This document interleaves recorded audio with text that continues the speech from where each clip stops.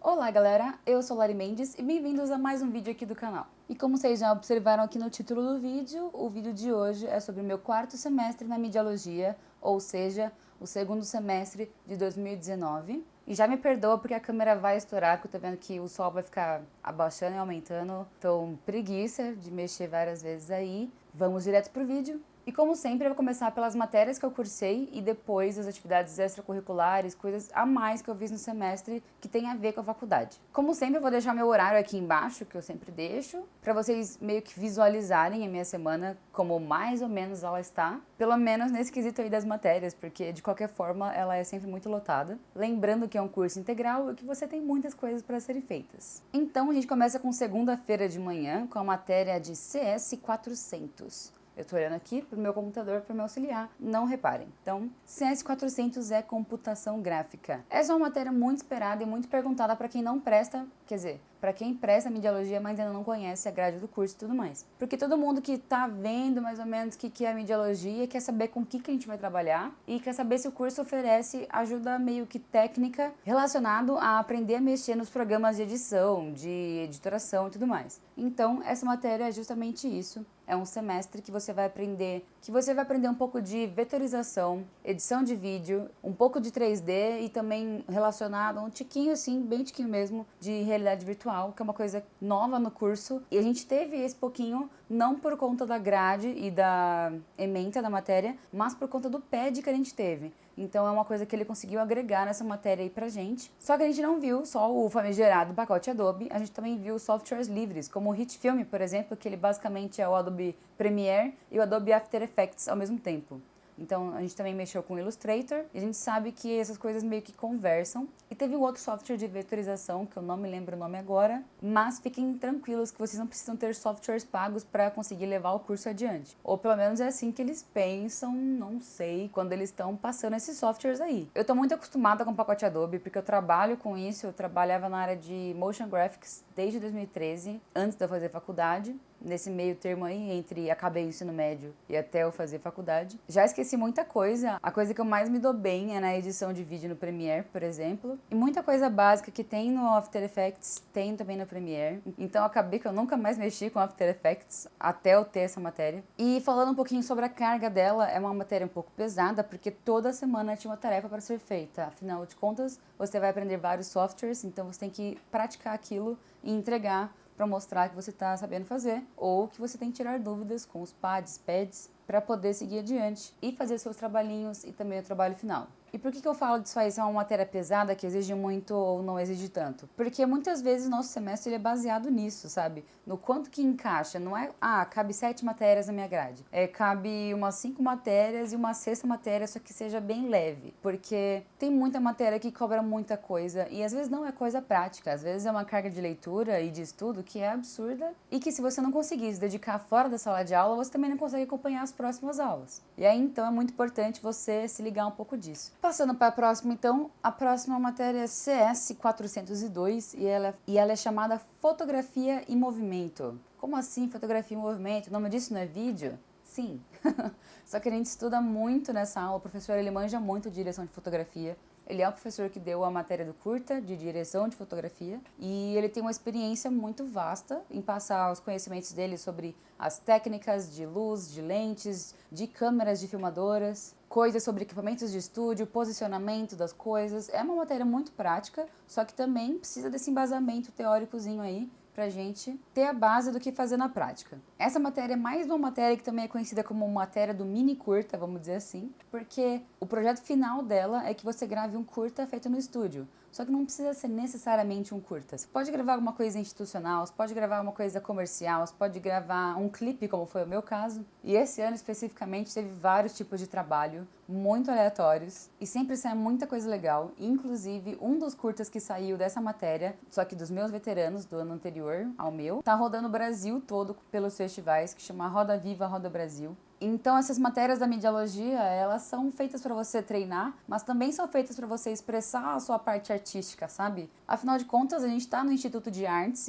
então a gente sabe que a gente tem o que expressar, e ainda mais a gente que é da comunicação, cuja função é saber como comunicar com as pessoas, algumas coisas que a gente quer falar. Então muitas vezes nossos trabalhos eles não vão ser tão abstratos quanto o trabalho de uma exposição de artes visuais, a ponto de alcançar várias pessoas, e é por isso que eles correm os festivais, quando são os trabalhos muito massas, como esse que eu citei. E porque ele ainda tá no ciclo dele de festivais, eu não sei se ele tá liberado para ser divulgado. Se ele tiver, eu vou botar nos cards. Se não, aí... Fiquem de olho aí nas mostras que acontecem pela Unicamp, porque ele sempre tá pisando por lá, marcando presença. E é claro que eu não vou deixar o meu trabalho de fora disso, que é o trabalho que eu fiz com a Lígia e com a Luísa, que a gente realmente trabalha muito bem juntas. Lembrando que elas estavam no meu curta, o Tempo de Infusão, que é o que eu comentei que a gente fez no semestre anterior. E como eu disse, a gente fez um clipe para uma artista nova que está nascendo aí e que vai estar aqui nos cards também, chama Mona G, com uma música muito contagiante, que fica na cabeça e fala sobre empoderamento. Então, deem uma força aí, assistam esse trabalho. Porque tá aí mais um papel, né? A gente precisa de fazer coisas e tem pessoas que precisam que as coisas sejam feitas. Então a gente sempre faz essas colaborações e aí ao mesmo tempo que a gente ajuda uma artista, essa artista faz a gente ter portfólio. E aliás, nesse semestre eu fiz mais um clipe, só que eu já vou chegar nele.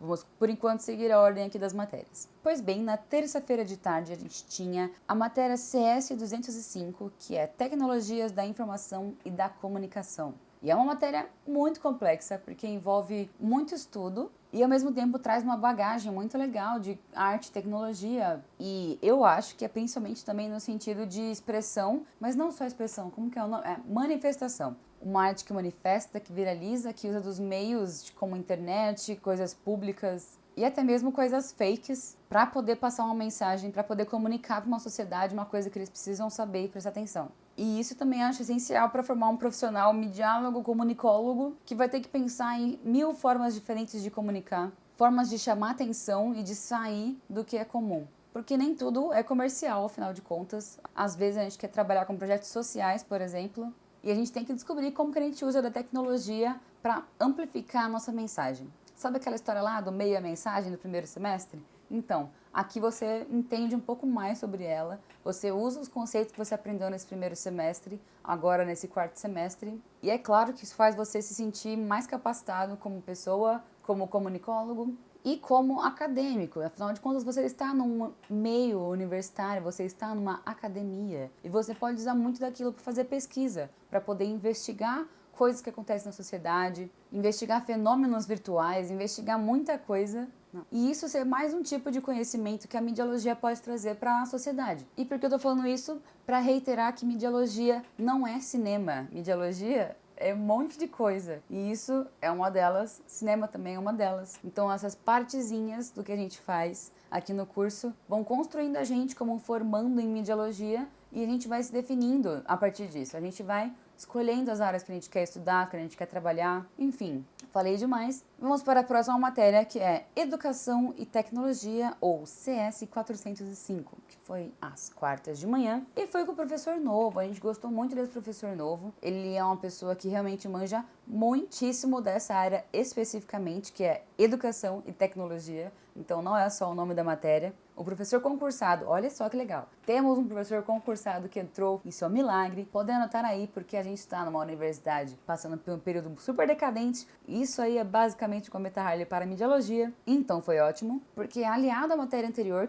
que eu falei agora, que foi de Tecnologias da Informação e da Comunicação, a gente abrevia como TIC, tá? Então se eu falar TIC, essa matéria aí. Então muita gente fez trabalhos com as duas matérias sendo o mesmo trabalho, sabe? Envolveu um trabalho só para as duas matérias, porque elas têm muito a ver, justamente por também ser uma matéria relacionada à comunicação no geral. Quando você fala em educação e tecnologia, o que a gente quer dizer com isso? A gente quer dizer usar dos meios da tecnologia, os veículos tecnológicos, para você ensinar alguma coisa, para você passar alguma coisa que seja útil e que enriqueça algum determinado tipo de público. Então esse público pode ser velhinhos, podem ser jovens, pode ser criancinhas de escola, podem ser professores, podem ser coisas muito específicas ou coisas muito amplas, que vão se beneficiar disso. disso que? Do que você tem que passar através daquele meio tecnológico. Então a gente fala de diversas plataformas, como podcasts, sites, aplicativos, como você pode reunir informações e passar elas para um determinado tipo de público. Como você não pode esquecer que a educação também é uma coisa para ser comunicada,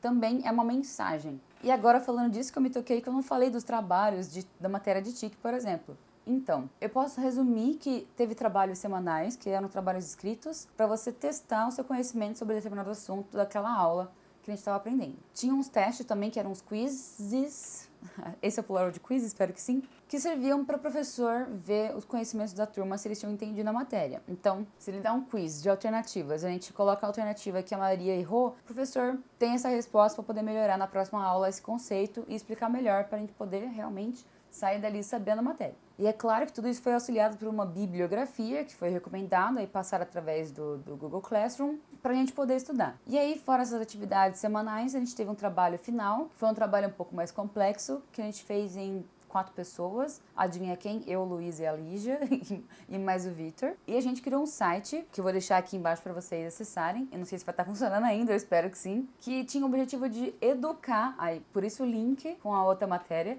o objetivo de educar as pessoas sobre o phishing. O phishing, que é aquela técnica que as pessoas pegam, quer dizer, elas roubam os seus dados para alguma coisa maliciosa. Ou para clonar seu cartão de crédito, ou para entrar em suas contas e hackear algumas coisas, para ver o que elas tiram de bom com isso. Enfim, aquelas mensagens de WhatsApp que você ganhou de um sorteio que você nunca participou, pois é. Que a sua mãe cai facilmente, que a sua tia repassa para todos os grupos. Então a gente acabou criando mais uma corrente de WhatsApp que prometia um brinde da Natura. E quando a pessoa ia se inscrever para ganhar esse brinde num site, ela abria num site que parecia um site oficial, assim, que ela registrava o e-mail, o nome, alguma coisa assim, para poder ganhar esse brinde. Só que a gente tinha um timing, assim, para teoricamente não dar tempo dela preencher os dados por completo, porque aí ela seria redirecionada para um site que ensinaria, tipo, parabéns, você caiu no phishing, se fudeu, mentira. Ele te ensinava bonitinho como a pessoa pode se proteger desses tipos de golpe. Então, eu espero que ele nem esteja funcionando e que, caso vocês queiram ver e compartilhar com seus tios de WhatsApp, vocês podem copiar o que está aqui embaixo e mandar lá. Afinal de contas, isso foi feito para ser uma coisa benéfica para a sociedade. Já em educação e tecnologia, eu não lembro muito bem os trabalhos que a gente fez ao longo do semestre. Eu lembro agora só do último,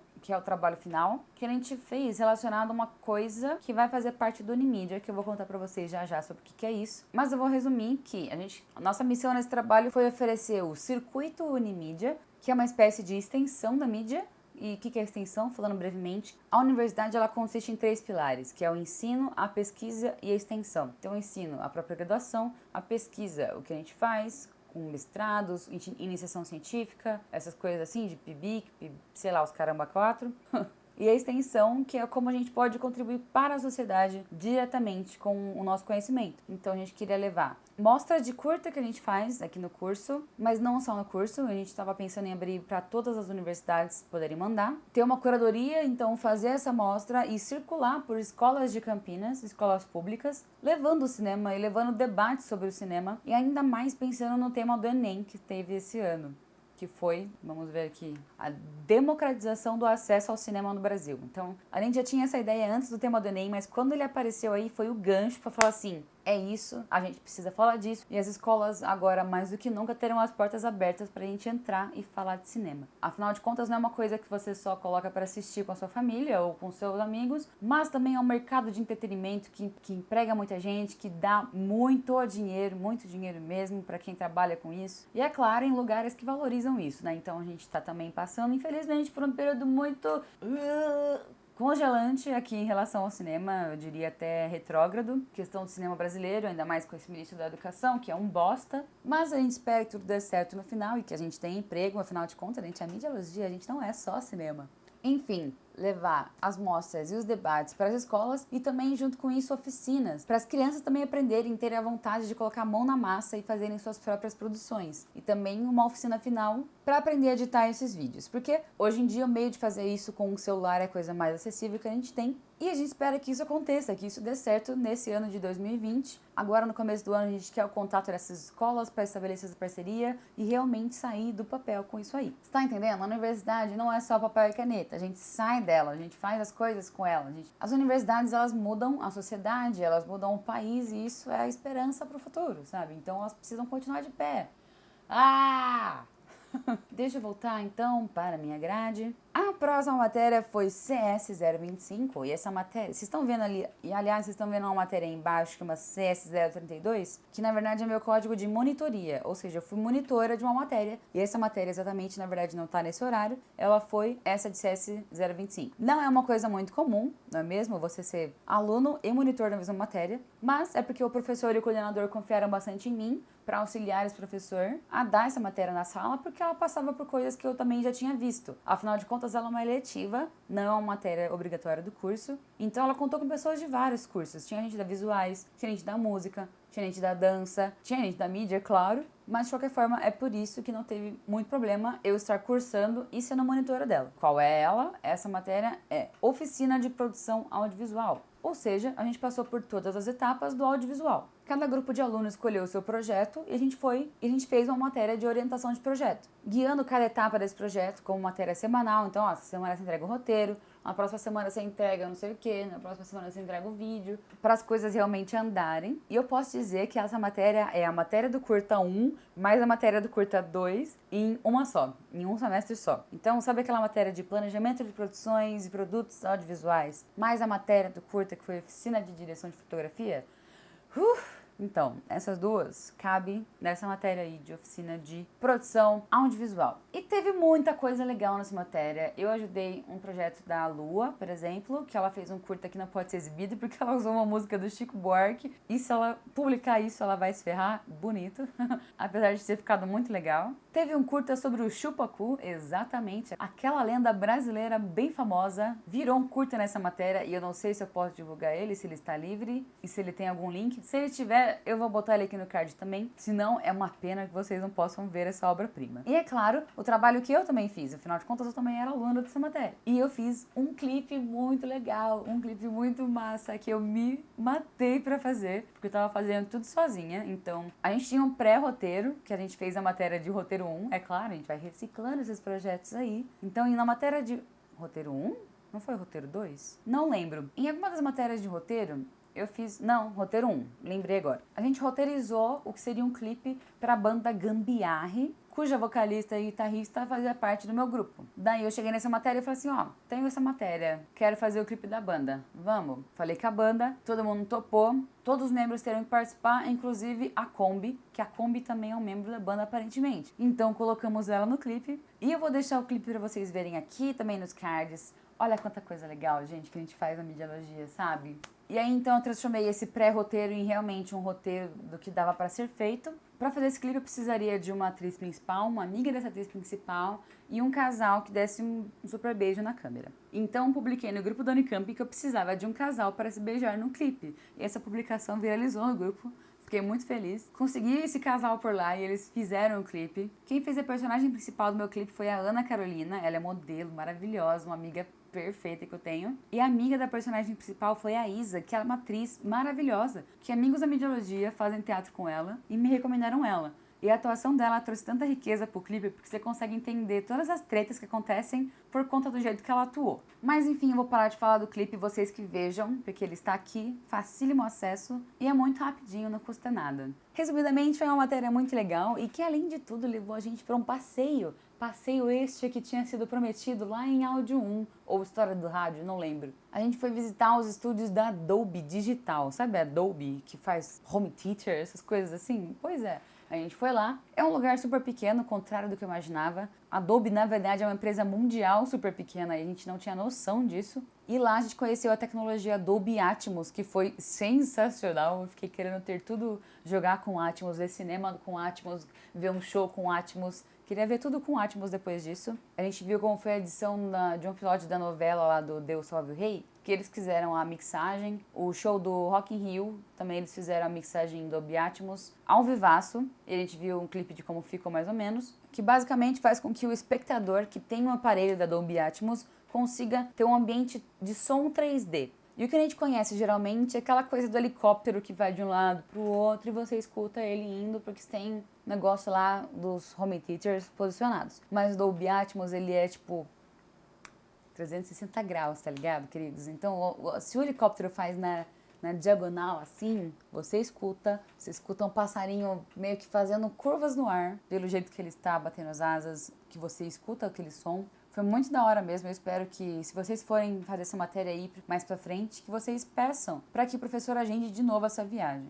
Eu tô achando estranho que quinta-feira não tinha aula, porque lembrando, eu não tinha nenhum dia livre.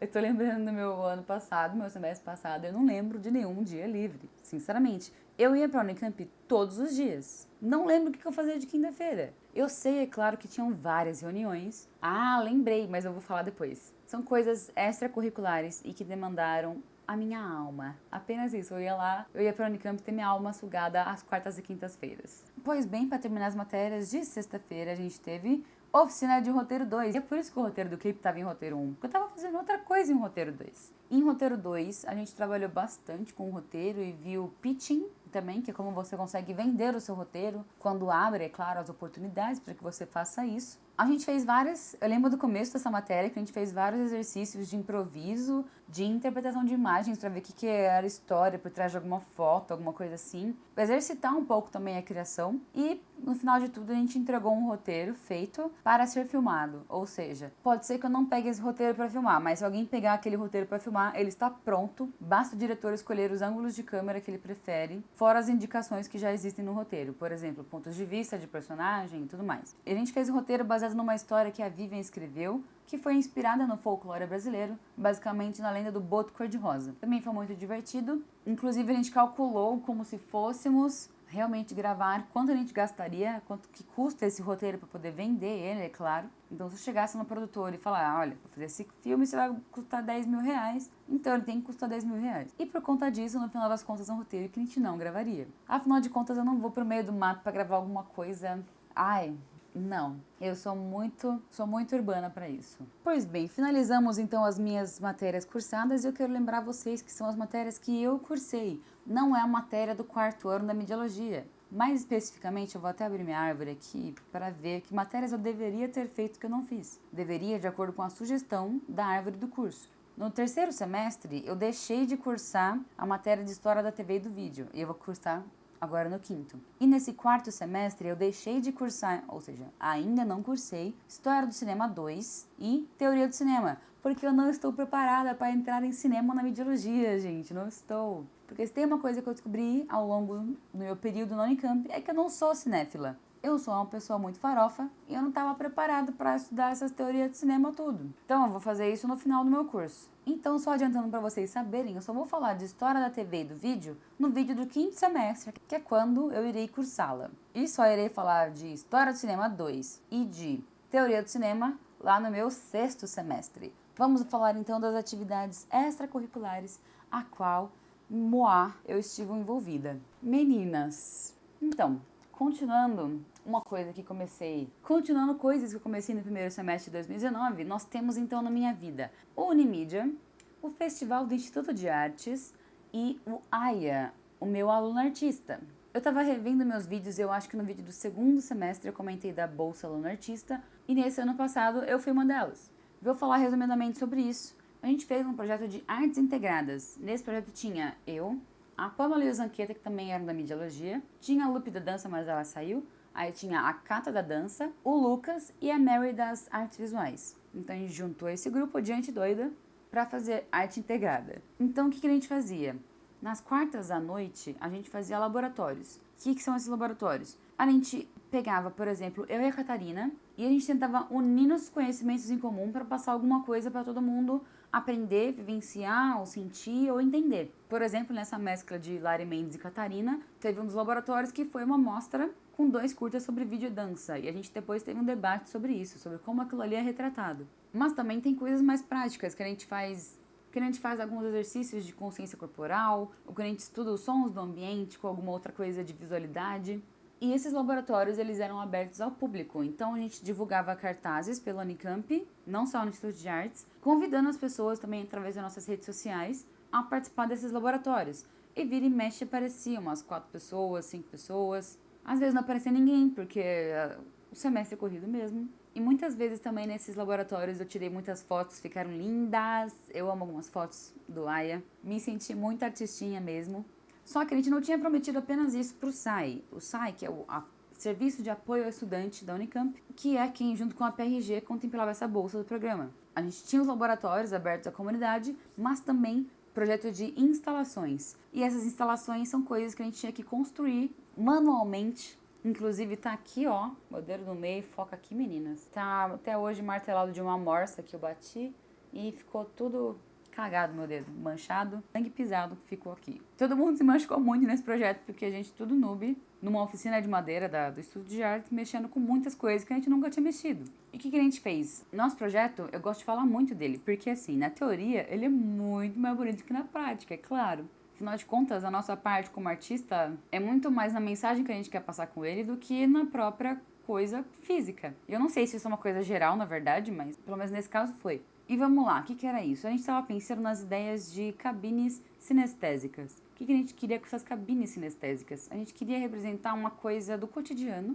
que são cabines. Então, todo mundo entra em cabines todos os dias. Então, a gente trabalhou nesse conceito. Só que cada cabine que a gente estava trabalhando, ela tinha que refletir alguma necessidade do nosso corpo, do ser humano. Então, por exemplo, a primeira cabine foi a cabine do provador. Então, a gente fez um provador e comprou muitas roupas no brechó, de diferentes estilos, diferentes tamanhos. A gente comprou de tudo. Tiramos as etiquetas e colocamos etiquetas sem tamanho, mas com as partes do corpo a qual aquela roupa se referia. Então, se é uma camisa, aquilo ali na etiqueta devia estar um torso. Então, aquela roupa é para um torso. Ela não é masculina ou feminina, ela não é PM ou G, ela é para você provar e ver se serve. Só nisso já tem muita interpretação, inclusive, como tinha muitos modelos diferentes, tinha coisas fora do comum também, sei lá, tinha uma roupa de hospital, roupa de palhaço, roupa da Barbie dos anos 90, tinha de tudo. E quando a pessoa entrava no provador, ela estava sujeita a um áudio que ficava em looping de uma conversa que o grupo teve sobre problemas relacionados ao corpo, ou não só problemas, mas como a gente se sentia com nossas partes do corpo, com a exposição delas e com o feedback que a gente tinha delas, porque existe isso, né? A gente escuta coisas sobre o nosso corpo frequentemente. Além do estímulo auditivo, o espelho de dentro do provador, ele era todo quebrado e também com diversas alturas diferentes. E as paredes laterais, elas eram cobertas inteiras por fotos de corpos nus de diversos tipos. Grávidas, anões, negros, brancos, deficientes, gente alta, gente baixa, gente gorda, gente magra. Todo tipo de corpo, com todo tipo de característica. Mais um estímulo cheio de outras reflexões para trazer para a pessoa. Então, é isso que é uma instalação. É uma coisa que fica no lugar e que está sujeita à interação das pessoas ao redor dela. E eu falei dessa cabine como exemplo, mas eu não vou falar da instalação completa porque ela é muito grande. Ela também envolvia uma cabine de banheiro, que foi totalmente diferente de um banheiro comum, nada que vocês estão imaginando. E uma cabine que era um caixão, e tudo isso interligado num corpo que era um manequim. E o que interligava tudo isso eram fios, extensões, coisas desse tipo. Eu vou estar tentando deixar algumas fotos aqui. Eu tô falando no vídeo agora, mas eu acho que na edição eu vou botar algumas fotos aqui. Mas eu resumi todo esse resto para vocês entenderem a dimensão desse projeto, que foi um projeto muito grande e que foi um projeto muito barato, relacionado ao quanto que a gente tinha para gastar. O programa Aluna Artista ofereceu R$3.000 para que isso fosse cumprido, entre todas as coisas do projeto, ou seja, para fazer o provador, para fazer o banheiro, para fazer o caixão, para fazer as estruturas. Então a gente teve que comprar madeira, comprar parafuso, comprar tudo o que você pode imaginar. E eu acho que a gente conseguiu gastar entre R$2.980, assim, de sobrar muito pouco, sabe? Porque a gente fez tudo apertadíssimo. Eu ia falar pouco sobre o Aya, mas não tem como mesmo, eu acho que eu já falei demais. Mas é porque esse projeto realmente foi o que me mais consumiu em 2019. Todas as minhas forças, assim, energias, porque eu tinha que ficar correndo pra lá e pra cá, pra comprar alguma coisa ali, comprar outra coisa lá, trazer pra cá, e levar a gente não sei na onde, buscar não sei o que, e ficar horas na oficina, e também fazer as artes do Instagram e as artes do Facebook, os cartazes. Então eu me senti muito sobrecarregada, apesar de ter aprendido bastante e de ter valido a pena ver o projeto erguido no final. Se você me perguntasse, Larissa, você faria isso de novo? Eu diria com toda certeza que não, porque me consumiu muito mesmo, a ponto de ser um semestre que vira e mexe e você me via chorando por algum canto, sabe? Porque as coisas pesam, gente, as coisas pesam mesmo. Ainda mais pessoas como eu, que sempre assumem suas responsabilidades. Além disso, então, o Festival de Artes, ele aconteceu em outubro, então necessariamente o foco foi agosto, setembro, outubro, os primeiros 3 meses do semestre. E ainda bem que ele não aconteceu até o final, porque também trabalhei demais, também corri pra tudo quanto é lado pra fazer coisas. E busca cadeira, e busca mesa, e vai conversar com o parceiro, e faz planilha, e faz planilha, e faz planilha de novo. Como eu falei pra vocês, eu estava na logística e também na curadoria. Curadoria tinha acabado meu trabalho até então, no primeiro semestre ele ficou por lá. Daí, nesse segundo semestre foi só logística, só correr atrás de várias coisas para fazer o festival acontecer. E isso envolve alimentação de todo mundo, hospedagem de quem tem que vir para cá, para Campinas, transporte dos artistas, nossa senhora. Só na semana do Feia eu sei que eu gastei por volta de R$ 200 em gasolina. Mas é claro que esse dinheiro não saiu do meu bolso, o Feia teve que pagar por isso. Afinal de contas a gente faz um monte de coisa para arrecadar dinheiro para isso mesmo, para poder cobrir todos os gastos que a gente tem. E falando nisso, mais um projeto que a gente tem que ficar arrecadando dinheiro para fazer uma coisa que é tipo um festival para dar certo em uma semana ou um pouco mais de tempo, tem o Unimídia. Até então, até o ano passado, o Unimídia era visto como uma semana acadêmica. Ou seja, semana do curso. Todo mundo já ouviu falar, semana da engenharia, semana da nutrição, semana da educação física. Isso sempre aconteceu na universidade. E a Mediologia não podia fazer diferente, então temos o Unimídia. Em comparação, o curso da dança também tem um evento que chama Unidança. O que acontece com o Unidança? O Unidança ele não é um evento que acontece em uma semana específica ou em um dia específico. Ele é meio espalhado ao longo do semestre. E a gente pensou nisso, a gente pensou em não fazer um evento de uma semana, mas sim fazer uma coisa muito maior. Por exemplo, incluir esse negócio da extensão, que foi o Circuito Unimídia, que eu falei lá no comecinho do vídeo, que a gente fez auxiliado lá com a matéria de educação e tecnologia. Já era uma coisa que a gente tinha pensado no Unimídia e não na matéria, mas que a gente trouxe para aperfeiçoar na matéria. Unir no útil ao agradável, é claro. Mas o projeto surgiu da comissão do Unimídia, dessa necessidade que a gente via em contribuir mais com a sociedade. E ali está ele, aí estamos nós, correndo atrás de escolas e tudo mais para ver isso sair do papel. Segue aí a página do Unimídia para você conferir os editais, caso você seja de alguma outra universidade e queira participar. Os editais vão estar lá na página do Unimídia e tudo mais. Ele tinha pré-eventos além da semana do Unimídia. Só que a gente não queria dar esse caráter de uma coisa menos do que a outra. Então, a gente falou assim, tá, fulano pode vir na semana do Unimídia, mas deixa ele para pré-evento. Tinha aquela conotação, tá, então o pré-evento é menos que o Unimídia. Então a gente ficava meio assim. Então a gente acabou falando assim, beleza, então o Unimídia, ele é um coletivo que vai abranger um monte de eventos e que vai finalizar esse ciclo de eventos na semana acadêmica do Unimídia. Pode ser que nosso olho tenha sido maior que a barriga? Pode, porque isso vai dar muito trabalho e como todo evento universitário, a gente vai ter que juntar, muito provavelmente, mais de R$ 10.000 para fazer ele acontecer. Uma das formas pelas quais a gente faz isso é, por exemplo, vendendo kits universitários com essa camiseta linda, que foi do Unimídia do ano passado e que a gente comprou para ajudar e para ficar lindo na moda mediáloga. Assim como a gente também está fazendo, vou deixar até a foto do nosso, desse ano aqui para vocês verem, inspirado em Meninas Malvadas e Tarantino, ou seja, Farofa Cult. E isso tudo é muito frustrante, a gente é dividido em várias comissões. Então tem financeiro, tem comunicação, tem administrativo, tem logística, tem um monte de gente aí para conversar sobre esse evento. Só que mesmo assim tem pouquíssima gente para fazer esse evento acontecer e menos ainda disposta a fazer a gente ganhar dinheiro. E o dinheiro, é claro, é a parte mais importante para ele sair do papel. E é claro, a gente tem métodos para conseguir isso, que já são tradições, e que mesmo assim a gente acaba considerando um valor que a gente vai conseguir com aquilo e acaba não conseguindo, não atingindo nossas expectativas, e a gente fica cada vez mais desesperado. Então o Unimídia acontece esse ano de 2020, mas é claro, a gente começou essa conversa nesse semestre anterior, para poder fazer as coisas acontecerem com planejamento. Mas enfim, sigam muito a página do Unimídia e ajude a gente a fazer isso acontecer, porque vocês podem acompanhar as mostras, acompanhar as palestras, acompanhar workshops, oficinas, tudo que a gente vai oferecer. Só que isso ainda é um sonho na minha cabecinha, porque a gente tem até maio para fazer tudo isso acontecer e dar certo. Tanto os pré-eventos, que agora não são mais eventos, são eventos por si só, quanto a semana final do Unimídia. E eu quero muito que ela dê certo. E é por conta disso que eu sei que é pesado e que vai me exigir muito que eu não peguei uma grade muito pesada para o quinto semestre. Ou pelo menos que eu acho que não é muito pesada. Porque qualquer coisa, esse semestre eu vou ter a coragem de ir lá e trancar a matéria até o período permitido para trancar a matéria, para eu poder seguir minha vida adiante, não é mesmo? Então é isso, temos mais um vídeo aí sobre a mediologia, mais um vídeo gigantesco comigo falando, que eu espero que vocês tenham gostado. E por favor, comentem se estão achando, comentem se você quer ver alguma coisa específica por aqui. Não esquece de dar o joinha ou dar o não joinha. Como que chama o dedão pra baixo? Não sei. E também queria falar pra vocês me seguirem no Instagram, porque além das minhas maquiagens e coisas assim que eu posto por lá, Eu também posto algumas coisas no meu dia a dia, é corriqueiro, você pode ver alguma coisa sobre a mediologia lá no meu Instagram, se você quiser acompanhar. Eu acho que por hoje é só, então um beijo pra vocês e até o próximo vídeo.